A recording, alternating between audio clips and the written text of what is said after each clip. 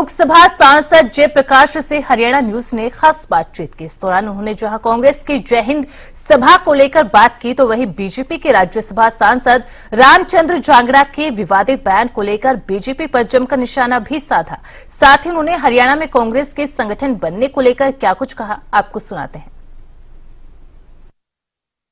हमारे साथ बातचीत करने के लिए लोकसभा सांसद जयप्रकाश जी मौजूद है। सर, हरियाणा न्यूज पर आपका स्वागत है। सर, सबसे पहले तो जो राज्यसभा सांसद है रामचंद्र जांगड़ा जी पर, उस पर मैं आपसे सवाल करना चाहूंगी, किस तरीके से देखते हैं उनके बयान को आप?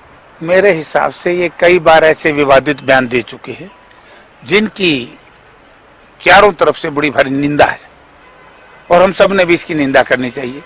लेकिन मुझे तकलीफ इस बात का है कि जो भारतीय जनता पार्टी सिद्धांत और मूल्यों पर आधारित राजनीति की बात करती थी, आज उसके अध्यक्ष ने आज तक भी पब्लिकली ये ना तो उनसे रामचंद्र जांगड़ा से माफी मंगवाई और ना ही सरकार ने या पार्टी ने इस तरह का कोई उसको कॉन्ट्राडिक्ट किया।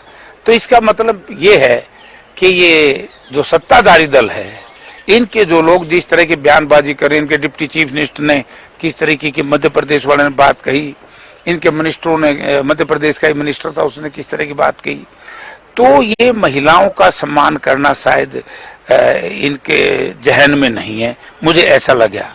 क्योंकि जिस तरीके से इन लोगों ने महिलाओं को अपमानित करने का प्रयास किया और कोई भी व्यक्ति इसकी निंदा न करे। अगर कांग्रेस पार्टी में इस तरह का होता तो याद होगा कई बार जब डॉक्टर मनमोहन सिंह जी भारत के प्रधानमंत्री थे, किसी मिनिस्टर के खिलाफ इस तरह का कोई आरोप लगता था तो उनसे इस्तीफा लेते थे। आज इनकी परंपराएं खत्म है, आज इनके सिद्धांत मूल्य खत्म है।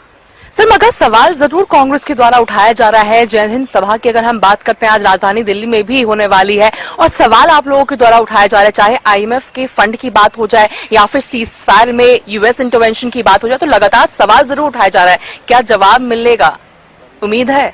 देखिए, जवाब किस बात का देंगे ये लोग? इन्होंने by hook and by crook, जनता ने जनादेश नहीं दिया था केंद्र सरकार बनाने के लिए भाजपा को। जिन लोगों ने इनका समर्थन किया है, जिन्होंने जनादेश इनको दिलवाने का काम किया है, वो लोगों का चुनाव है ना बिहार का। जेडीयू से जनता पूछेगी बिहार की कि आप किन लोगों का साथ दे रहे हैं। आप ऐसे लोगों का साथ दे रहे हैं जिन्होंने हमारी वीरांगनाओं को अपमानित करने का काम किया।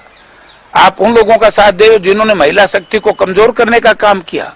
आप उन लोगों का साथ दे रहे हो एक सीज फायर को लेकर के तरह तरह की है। मैं दूसरी बात कहता हूं, जो ऑपरेशन था, ऑपरेशन में सीज फायर कभी इसमें हुआ था क्या? कारगिल में, जहां तक मुझे याद है, कारगिल में ना युद्ध की घोषणा हुई थी ना सीज फायर हुआ था। वो सिंपली एक ऑपरेशन था, लड़ाई नहीं थी।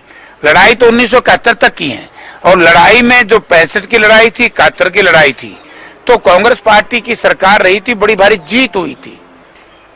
तो ये तो महिलाओं का इज्जत करना, सम्मान करना इस पार्टी के जहन में नहीं है। सर, इकोनॉमी की बात करते हैं, थर्ड लार्जेस्ट इकोनॉमी बनाने का लक्ष्य लेकर चल रही है हमारी सरकार, मगर अब दावा किया जा रहा है कि 5th से हम 4थे नंबर पे पहुंच चुके हैं। ये तो पहले पे ही आएंगे, लास्ट में, आखिरी में आएंगे। इनकी बुरी हालत है, देश की अर्थव्यवस्था चरमरा चुकी है। आप ये देखिए, अगर देश की अर्थव्यवस्था ठीक होती, मैं एक छोटा सा उदाहरण देता हूं। भारत एक गांव में बसने वाला देश है और जब गांव के विकास के लिए हम देश और प्रदेश की सरकार से ग्रांट देते हैं, उसमें भी इन्होंने 18% जीएसटी ला दिया। मान लो एक एचआरडीएफ, हमारे यहाँ हरियाणा रूरल डेवलपमेंट फंड, उसका पैसा जाता है तो 10 लाख रुपया गांव में दे दिया, तो 1,80,000 रुपया तो उसमें टैक्स का कट जाता है, जीएसटी का। अगर ऐसे जनता से इस तरीके से एक काम करेंगे तो क्या किया क्या इन लोग? कोई नहीं। बुरी हालत है। डॉलर कहाँ जा रहा है और पैसे की कीमत कहाँ गिर रही है, सोने का भाव कहाँ जा रहा है, महंगाई कहाँ जा रही है। तो इसके बाद भी अगर इस तरह की बात करते हैं, मैं नहीं समझता इस तरह काम कर। एक आखिरी सवाल सर, संगठन को लेकर कर लिया जाए। जिस तरीके से पर्यवेक्षकों की नियुक्ति की गई है, सर क्या उम्मीद लगता है संगठन को लेकर के, क्या अब कहीं ना कहीं एक बदलाव देखने को मिलेगा? अब तो हमारा तो संगठन पहले से, क्योंकि डेमोक्रेटिक पार्टी है कांग्रेस पार्टी, प्रजातंत्र, इसमें जाकर के बीजेपी वालों से पूछो, 1.5 साल हो गया राष्ट्रीय अध्यक्ष के लिए डंडा बज रहा है। जो न्यू कहते थे ना, विश्व का सबसे मजबूत संगठन, मजबूत कहते थे, आज ना इनका राष्ट्रीय अध्यक्ष बना पाए हैं, ना प्रदेश का अध्यक्ष बना पाए। धन्यवाद। हमारे से बातचीत करने के लिए हम सुन रहे थे लोकसभा सांसद जयप्रकाश जी को तमाम मुद्दों को लेकर के एक्सक्लूसिवली हरियाणा न्यूज से बात की है। दिल्ली से कैमरा पर्सन मनीष के साथ अपराजिता, श्री हरियाणा।